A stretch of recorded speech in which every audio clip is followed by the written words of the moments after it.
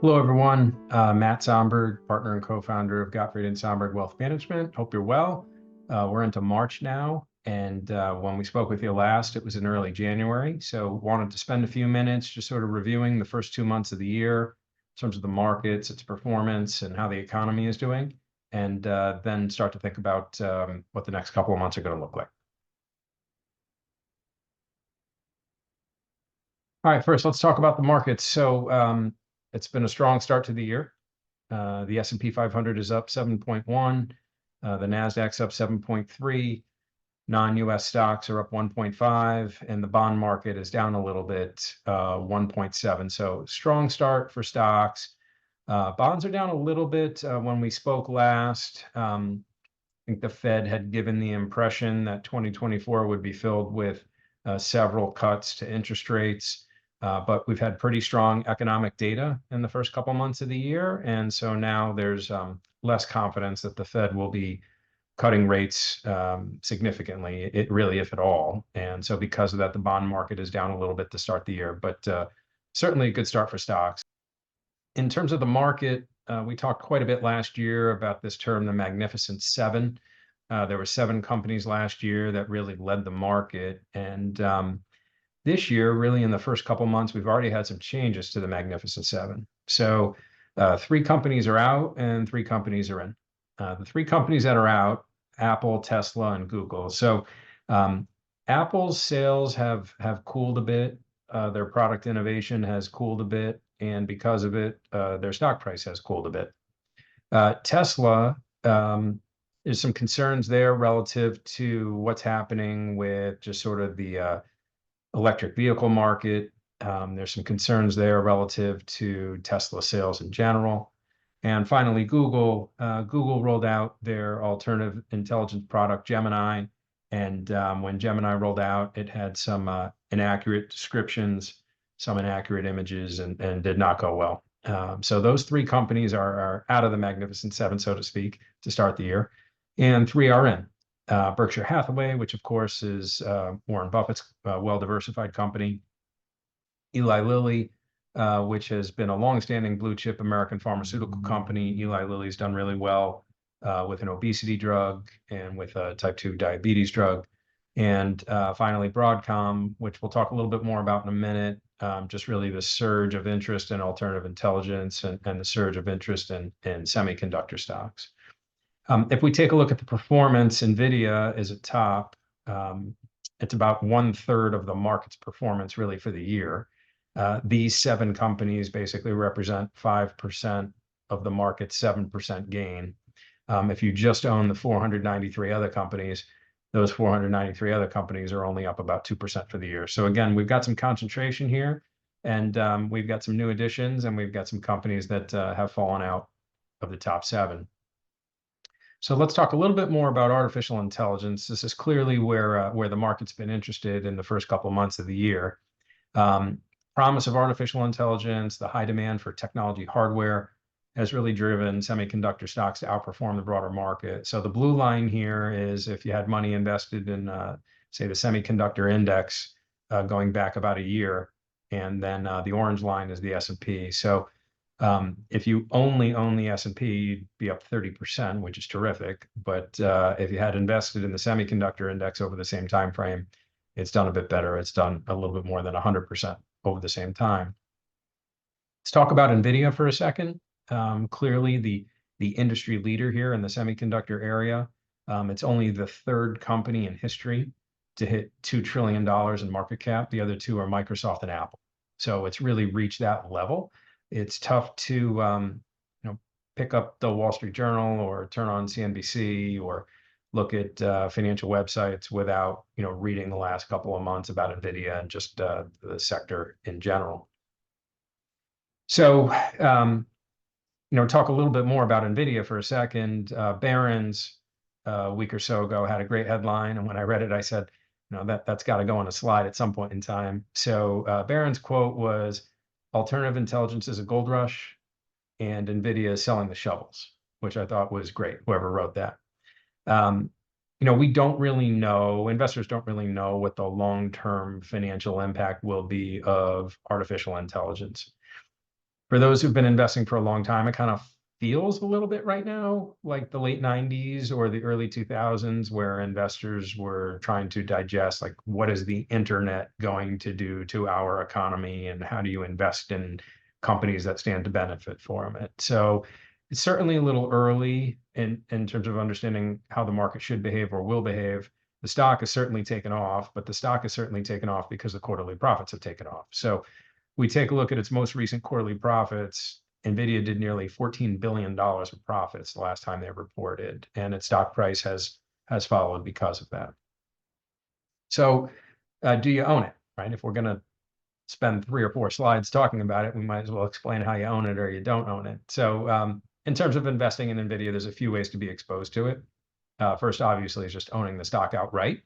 But the price of the stock now is pretty close to like $800 a share, so it's not cheap. If you are a diversified investor, if you own, for example, the S&P 500 index, just the index, NVIDIA now represents 5% of that index. So that's one way to be exposed to it.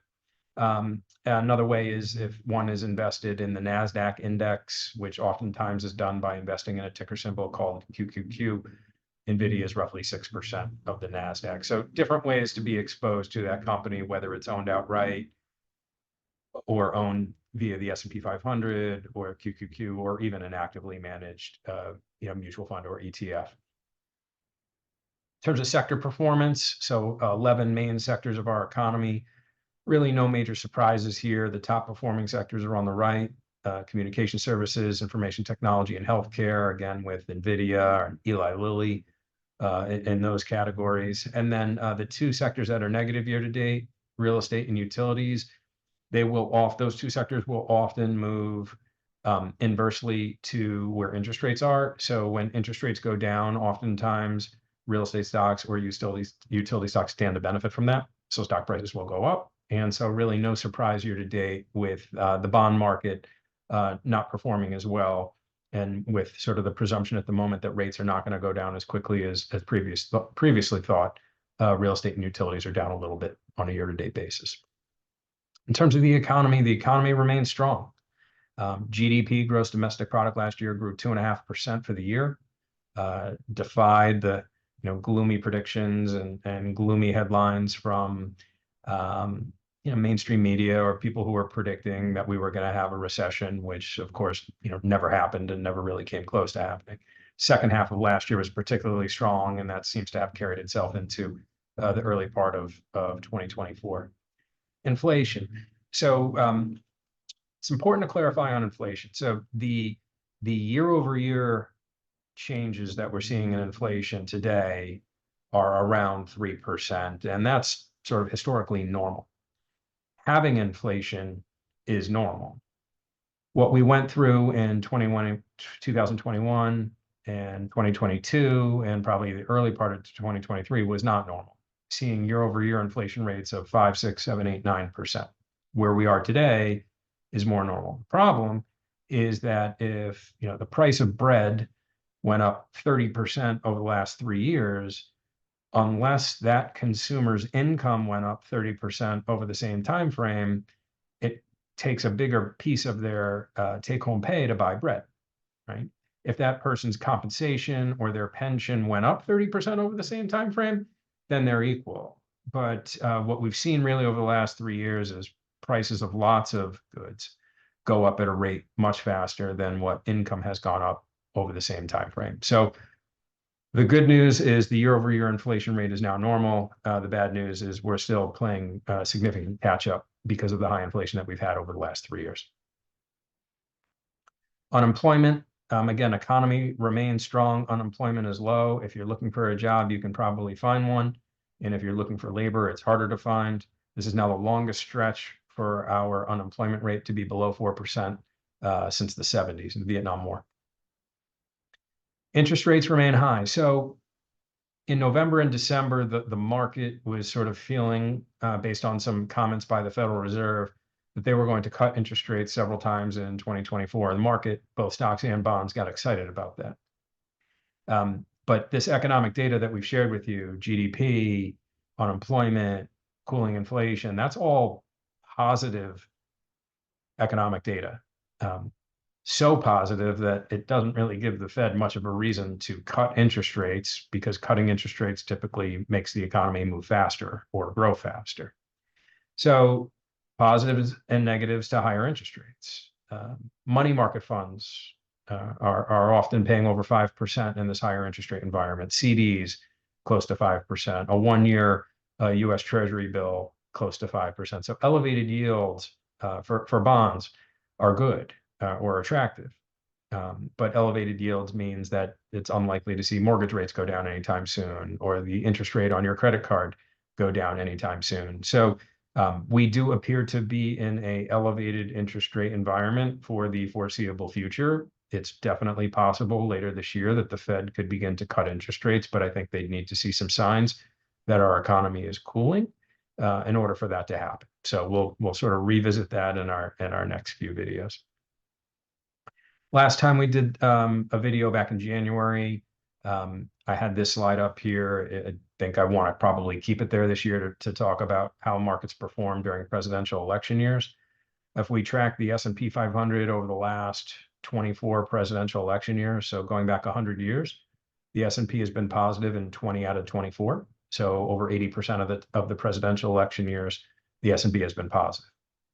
The average return for the S&P during an election year has been about 12%. Going back to 1928. And if you just sort of compare that to how does the S&P do when it's not an election year, that's typically closer to 10%. So markets tend to historically have done better during presidential election years than not. Why? Well, investors like clarity. Investors like certainty. They want to know who the leader will be. They want to know what Congress is going to look like. If they don't know, there's less certainty and less reason to commit capital. We have a president that is from the Democratic Party. Historically, when we've had a Democrat in office and that Democrat was reelected or another Democrat was elected, the average return for the S&P has been 15%. When we've had a Democrat in office and a Republican has been elected, the S&P has averaged 13. So look, whether it's 13 or 15, those are both higher than what the historical averages have been.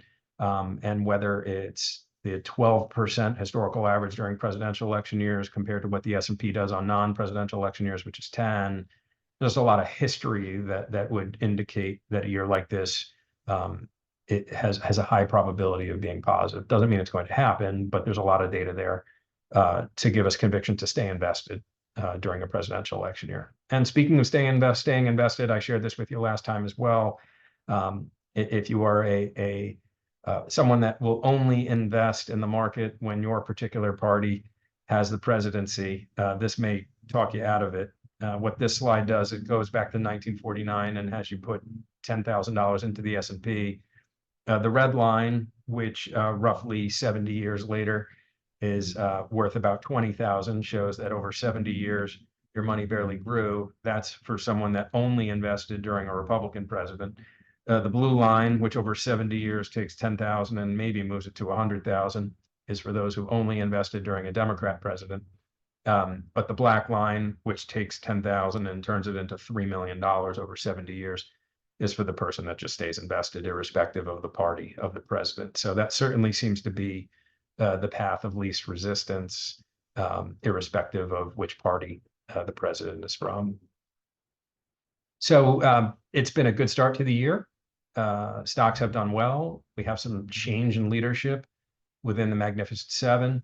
Investors are very interested in artificial intelligence and semiconductor stocks, and perhaps there's been some exuberance there, but that remains to be seen. We'll sort of have to track that on a quarter-by-quarter basis. Economic data is solid. Inflation is cooling. Unemployment is low.